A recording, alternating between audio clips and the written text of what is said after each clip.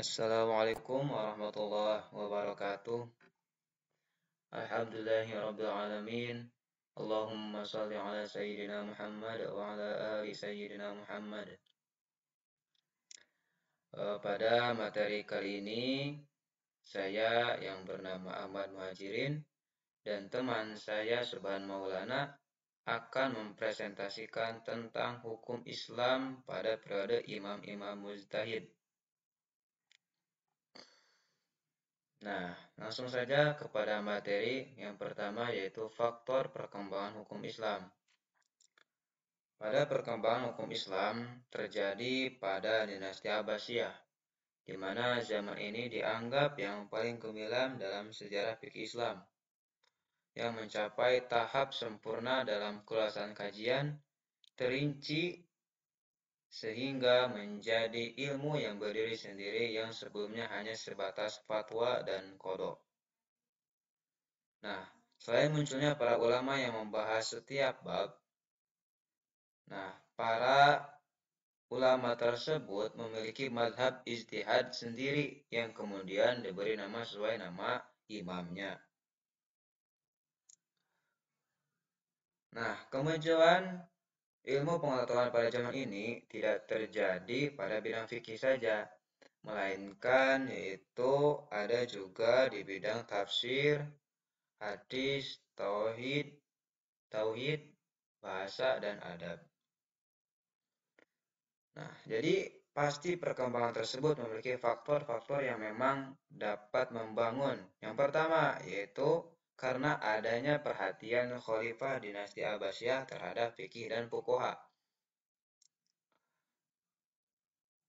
Yaitu para khalifah dinasti Abbasiyah sangat memberikan perhatian kepada fikih, berbeda dengan Khalifah Umayyah yang sebelum dinasti Abbasiyah, yang memiliki konsentrasi dengan masalah politik sehingga mereka mampu memberi corak Islam pada negara dan menjadikan agama sebagai poros rotasi semua urusan pemerintahan. Nah, jadi dalam perhatian Khalifah dinasti Abbasiyah ini memiliki beberapa aspek, diantaranya yang pertama, semua undang-undang bersumber dari Al-Quran dan As-Sunnah, terutama yang terkait dengan urusan pemerintahan. Yang kedua yaitu memberikan perhatian terhadap As-Sunnah dan mengumpulkan hadis, ditulis dan dibukukan seperti Musnad Imam Ahmad, Sahih Bukhari, dan yang lainnya. Yang ketiga, para khalifah sangat dekat dan memuliakan ulama, memberikan mereka kafalah atau bantuan, dan menyeru para pemimpin negeri untuk menjadikan mereka rujukan dalam menentukan hukum. Yang terakhir, yang keempat, perhatian para khalifah juga dapat dilihat ketika mereka meminta fuqaha untuk meletakkan aturan perundang-undangan Islam dalam mengatur urusan negara. Nah, itu bagian dari yang pertama, perhatian khalifah dinasti Abbasiyah terhadap fikih dan fuqaha. Yang kedua, yaitu perhatian dan semangat tinggi untuk mendidik para penguasa dan keturunannya dengan pendidikan Islam. Semisal, Khalifah Harun ar-Rasyid mengirim kedua anaknya, yaitu Al-Amin dan Al-Ma'mun, untuk ikut majelis di Imam Malik di Madinah. Contohnya lagi yang kedua, misalnya Imam Muhammad bin Al-Hasan Asy-Syaibani menulis kitab As-Siyasah atau sejarah.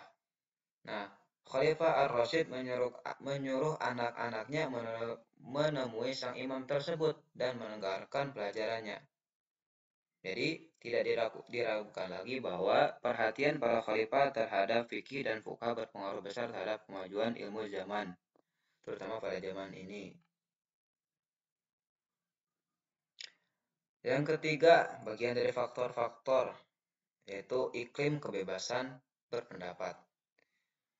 Nah, para ulama pada zaman ini, maksudnya ini itu ulama pada dinasti Abbasiyah, itu mempunyai kebebasan menyatakan pendapat dalam melakukan kajian ilmiah.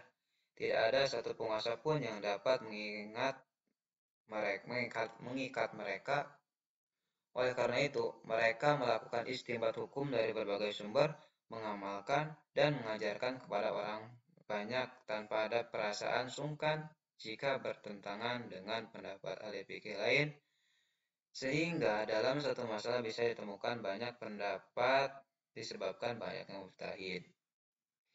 Namun, perlu digarisbawahi bahwa kebebasan berpendapat pada zaman dinasti Abbasiyah bukan secara mutlak, namun ada batasan-batasan tertentu yang tidak boleh dilanggar oleh fuqaha dan pengikutnya, yaitu hanya terbatas pada urusan agama, sosial, dan ekonomi. Bagian kedua, tadi kan bagian pertama itu tentang faktor perkembangan hukum Islam. Nah, yang sekarang yaitu bagian B atau bagian kedua, mazhab-mazhab fikih atau dasar pemikiran dan perkembangannya mazhab-mazhab tersebut. Yang pertama, oh iya, jadi pada materi ini saya hanya mengambil 4 mazhab, meskipun banyak mazhab-mazhab tersebut, namun yang paling populer yaitu yang 4 mazhab. Yang pertama, Imam Hanafi, yang kedua Imam Maliki, yang ketiga Imam Syafi'i, dan yang keempat Imam Hambali. Yang pertama Imam Hanafi.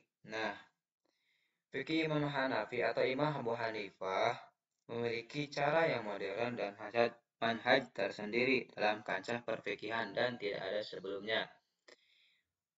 Imam Syafi'i pun memuji terhadap Imam Hanifah dan Imam Syafi'i berkata, semua orang dalam hal fikih bergantung kepada Imam Abu Hanifah. Berikut juga Imam Malik. Setelah berdiskusi dengan Imam Abu Hanifah, beliau berkata, sungguh ia seorang ahli fikih. Nah, Imam Abu Hanifah memiliki mazhab tersendiri yang mengistinbat hukum atau menggali hukum. Beliau berkata, saya mengambil dari kitab Allah. Jika tidak ada, maka dari sunnah Rasulullah. Dan jika tidak ada keduanya, saya akan mengambil dari pendapat sahabat. Saya memilih salah satu dan meninggalkan yang lain. Dan saya tidak akan keluar dari pendapat mereka dan mengambil pendapat lain. Jika sudah sampai kepada pendapat Ibrahim Asy-Syaibi, Asy-Sya'bi, Al-Hasan, Ibnu Sirin, dan Sa'id bin Al-Musayyib, maka saya akan berijtihad seperti mereka berijtihad. Nah, dari penjelasan di atas yang tadi telah disampaikan oleh Imam Abu Hanifah, dapat disimpulkan bahwa manhaj Imam Abu Hanifah dalam mengistinbat hukum adalah sebagai berikut.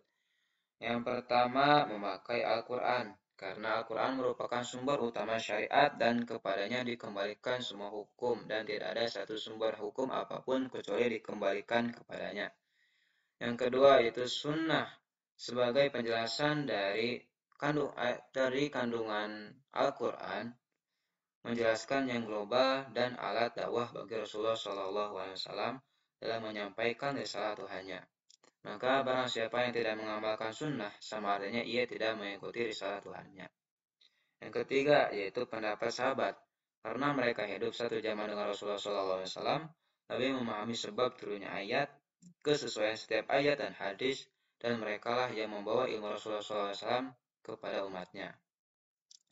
Yang keempat, kias.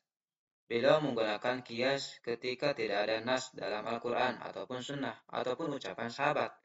Beliau menggali ilat dan jika menemukannya ia akan mengujinya terlebih dahulu lalu menetapkan dan menjawab masalah yang terjadi dengan menetapkan ilat yang ditemukannya.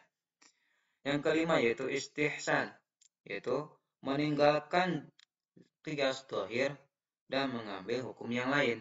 Karena qiyas dhahir terkadang tidak dapat diterapkan dalam sebagian masalah. Oleh karena itu perlu ilat dengan cara qiyas khafi, atau karena qiyas dhahir bertentangan dengan nas sehingga harus ditinggalkan. Yang keenam yaitu ijma. Nah, sudah tidak asing bagi kita ijma atau bisa diartikan yang menjadi hujjah berdasarkan kesepakatan ulama walaupun mereka berbeda pendapat. Apakah ijma ini pernah ada setelah Rasulullah SAW? Terus yang ketujuh adalah al-urf, atau adat istiadat, yaitu perbuatan yang sudah menjadi kebiasaan kaum muslimin dan tidak ada nas baik dari Al-Quran, Sunnah, atau perbuatan sahabat, dan berupa adat yang baik serta tidak bertentangan dengan nas sehingga dapat dijadikan hujjah. Itu kalau misalkan tidak kebiasaan tersebut atau adat istiadat tersebut tidak bertentangan dengan Al-Quran atau nas as-sunnah dan Al-Quran ataupun perbuatan sahabat, itu diperbolehkan jika tidak ada nas tadi. Nah, perkembangan madhab Hanafi, di antara faktor utama yang mendorong tersebarnya madhab Hanafi seperti karena yang pertama, banyaknya murid Imam Abu Hanifah yang menyebarkan dan menjelaskan tentang madhab. Selain mereka menjelaskan madhab, mereka juga membentengi madhab Hanafi dari berbagai tuduhan dengan cara diskusi ilmiah. Itu salah satunya. Nah, yang kedua yaitu Imam Maliki. Imam Malik tidak pernah menuliskan dasar dan kaidah madhabnya dalam beristimbat atau menggali hukum, serta manhajnya dalam berijtihad, walaupun beliau pernah mengatakan atau mengisyaratkannya. Jadi, berdasarkan penjelasan dan isyarat Imam Malik, serta hasil istimbat para fuqaha madhab dari berbagai masalah furu'iyah dan dinukilkan, dan juga pendapat yang ada dalam kitab Al-Mutawatta,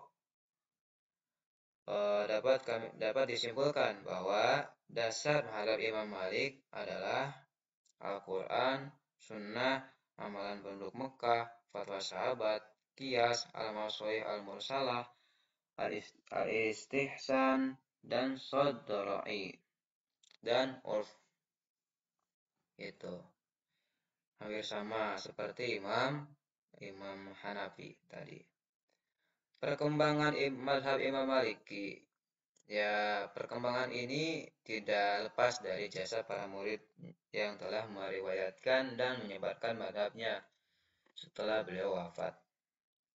Mereka berhasil memperluas pembahasan madhab dan perinciannya. Madhab Imam Malik tersebar di negara Hijaz karena disitulah beliau dilahirkan dan berkembang. Juga di Mesir sejaman dengan sang imam masih hidup. Di Tunisia, Aljazair, dan Maroko, Torablus, dan Sudan. Dan yang paling dominan yaitu di Basrah, Baghdad, dari waktu ke waktu terus berkembang. Yang ketiga yaitu imam atau madhab Imam Syafi'i. Nah, dalam menetapkan fikihnya, Imam Syafi'i menggunakan 5 sumber sebagai berikut. Yang pertama yaitu Al-Quran, yang kedua Sunnah, yang ketiga pendapat para sahabat, yang keempat ijma, dan yang kelima qiyas. Perkembangan madhab Imam Syafi'i tersebar di negara Irak, karena di sanalah madhab ini pertama kali muncul. Demikian pula di Mesir, karena ia pernah tinggal di Mesir hingga akhir hayatnya. Madhab ini juga dipeluk oleh para penduduk Muslim di kawasan Khurasan dan di sekitar Sungai Eufrat, Palestina, Hadramaut, Persia, bahkan menjadi madhab yang dominan seperti di Pakistan, Sri Lanka, Indonesia, dan Australia. Sama halnya seperti madhab yang tadi, dalam penyebaran dan eksistensi madhab Imam Syafi'i juga tidak lepas dari usaha gigih para pengikutnya dalam menyampaikan dakwah Islam yang berkesinambungan. Yang terakhir yaitu madhab Imam Hambali. Imam Ahmad atau Imam Hambali memiliki madhabnya atau mendirikan madhabnya di atas 5 dasar sebagai berikut. Yang pertama, nas Al-Quran dan Sunnah. Yang kedua, fatwa sahabat. Nah, fatwa sahabat itu yang tidak ada pertentangannya dan tidak menamakannya dengan ijma. Namun beliau menamakannya dengan waro. Yang ketiga yaitu jika para sahabat berbeda pendapat, maka beliau memilih salah satu dari pendapat tersebut. Itu juga jika sesuai dengan Al-Quran dan Sunnah. tentunya tidak mencari pendapat lain karena memilih salah satu dari pendapat para sahabat. Yang keempat yaitu menggunakan hadis mursal dan hadis dhaif jika memang tidak ada dalil lain yang menguatkan dan didahulukan daripada qiyas. Yang terakhir, yang kelima, yaitu qiyas jika memang tidak ada nas dari Al-Quran dan Sunnah atau pendapat sahabat atau hadis mursal dan hadis dhaif, maka ia baru mengambil qiyas. Perkembangan mazhab Hambali. Mazhab Hambali tersebar di berbagai negara Islam, antara lain Irak, Mesir, Semenanjung Arab, dan Syam. Selanjutnya, dengan kemunculan Imam Muhammad bin Abdul Wahhab, pendiri dakwah Salafiyah yang wafat pada tahun 1206 Hijriah, mazhab Hambali menjadi mazhab resmi kerajaan Saudi Arabia sampai sekarang, sehingga ia menjadi semakin kuat dan terus berkembang. Nah, mungkin itu penjelasan dari saya pribadi, dan akan dilanjutkan oleh teman saya, saudara Subhan Maulana. Kepadanya dipersilahkan. Baik, Bismillahirrahmanirrahim. Saya di sini akan menjelaskan daripada pengaruh pembukuan hadis terhadap hukum Islam.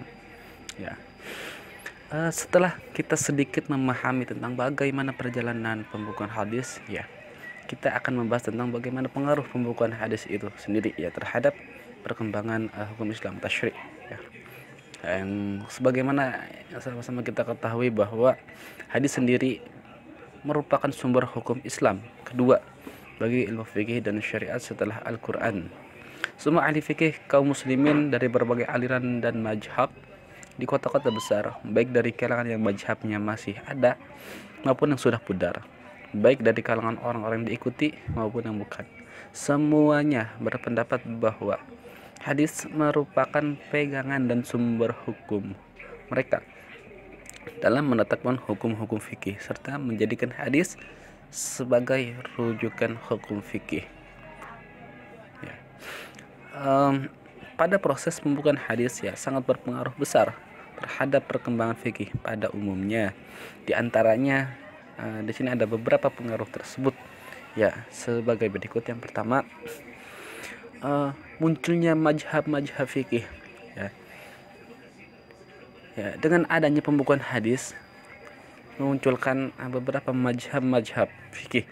Ya, mazhab secara bahasa adalah jalan atau aliran, serta istilah mazhab dapat diartikan ciri khas yang dimiliki oleh seorang mujtahid, ya, berupa produk hukum furu'iyah yang bersifat ijtihadi dan digali dari dalil-dalil yang zani, ya, bersifat asumtif, ya. Lalu proses munculnya mazhab-mazhab fikih dimulai sejak masa kejayaan Islam di masa dinasti Abbasiyah, ya, di mana pada awal abad kedua Hijriah dan selesai pada masa pertengahan abad keempat Hijriah, ketika pemerintahan Abbasiyah mengalami kemunduran dan akhirnya roda pemerintah dikuasai oleh orang-orang Persia. Maka lalu dalam perjalanan sejarah terdapat beberapa mazhab-mazhab fikih yang pernah ada, ya. Di antaranya di sini ada beberapa mazhab yang saya cantumkan, namun sebenarnya banyak, ya, cuman saya mengambil hanya sedikit. Yang pertama di sini ada mazhab Imam Al-Auza. Yang kedua ada mazhab Imam Abu Hanifah. Lalu mazhab Imam Abu Sufyan Ats-Tsauri. Lalu mazhab Imam Malik bin Anas. Lalu mazhab Imam Laits. Lalu mazhab Imam Syafi'i. Lalu mazhab Imam Basri, ya.